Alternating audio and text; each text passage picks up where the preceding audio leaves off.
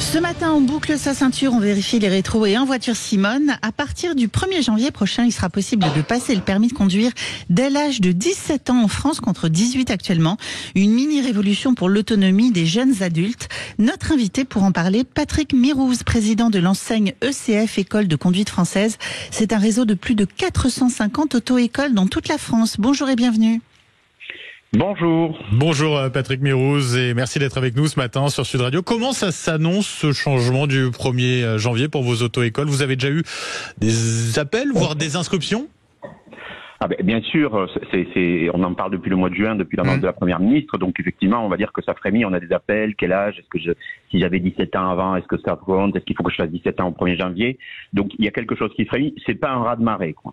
En tous les cas, la mesure, si vous le permettez, est une mesure qui favorise la mobilité des jeunes. Et nous, ça nous va bien parce qu'un an à cet âge-là, c'est important. Oui, ça peut faire la différence. Justement, pour quels jeunes, c'est particulièrement intéressant? Alors, si vous voulez, je crois que la première cible, c'est les personnes qui ont fait la filière de la conduite accompagnée. Je veux rappeler ici que la conduite accompagnée, c'est la filière la plus sûre. C'est celle à laquelle on réussit le plus au permis de conduire et c'est celle qui est la moins chère. On fait l'expérience avec ses parents. Mais les jeunes qui font la conduite accompagnée, déjà aujourd'hui, ils peuvent passer le permis à 17 ans. Ça fait quelques années. Ils ont juste pas le droit de conduire. Donc tout cela, dès que vous parliez du réveillon de la Saint-Sylvestre tout à l'heure, dès que le réveillon de la Saint-Sylvestre est passé, ils peuvent conduire, quoi, en fait. Et donc, ça, c'est la première catégorie.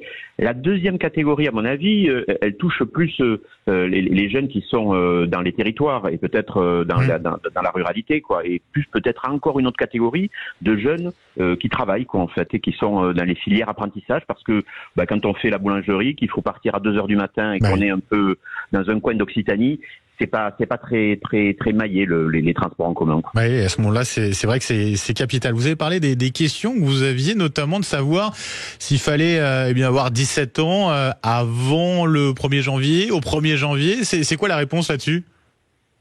En fait, c'est 17 ans. Du moment qu'on a 17 ans le 1er janvier, qu'on les ait fait avant ou qu'on les fasse après, on peut bénéficier de la mesure. C'est-à-dire de pouvoir passer le permis, du moment qu'on a fait la formation, bien sûr, à partir de 17 ans. Donc le 1er janvier, il faut avoir 17 ans, qu'on les ait fait avant ou qu'on les fasse après, c'est tout. Qu'en pensez-vous de cette mesure, Patrick Mirouz? Nous, en fait, c'est aussi on va pas, les pourfendeurs du décret parlent des jeunes qui sont... peut-être une catégorie à risque sur la route, c'est vrai. On sait que les 18-24 ans sont un peu plus surreprésentés dans les accidents parce que effectivement c'est un âge où on veut prendre des risques. Donc nous on demande, on a quelques propositions pour un permis plus sûr. Deux essentiellement, il y a une formation post-permis qui existe depuis quelques années, qui est une journée de sensibilisation, qui est optionnelle. Donc on propose de la rendre obligatoire. Alors non pas pour faire plus de formation dans les écoles de conduite, parce que ça on verra, il ne faut pas que ça revienne plus cher et que ça soit à ISO par rapport au prix du permis. C'est ce qu'on peut vous rétorquer, effectivement. Exactement, c'est pour ça que je vous le dis dans un an. Oui. Non, il faut qu'on trouve des solutions et qu'on l'inclue dans le permis et qu'on voit avec les assureurs. Il y a plein de solutions et qu'on voit si on peut faire avec du distanciel. Il faut qu'on soit imaginatif par rapport à ça. En tout cas, dans les 3 à 6 mois de permis, quand on prend de l'expérience, c'est là que le risque peut intervenir. Donc là, il faut qu'on ait un check avec le jeune conducteur. Et puis, il faut qu'on développe la conduite accompagnée, je le disais tout à l'heure, parce que c'est la filière qui est la plus intéressante. Et aujourd'hui, on constate que on voit de plus en plus de parents qui mettent à disposition, plutôt que le scooter classique, ce qu'on appelle le quadricycle à moteur. Type la Mythe Citroën ou la Duo de chez Renault. Et nous, on propose d'avoir une conduite accompagnée qui soit faite classique avec les parents et qui donne le droit de conduire ce type de véhicule.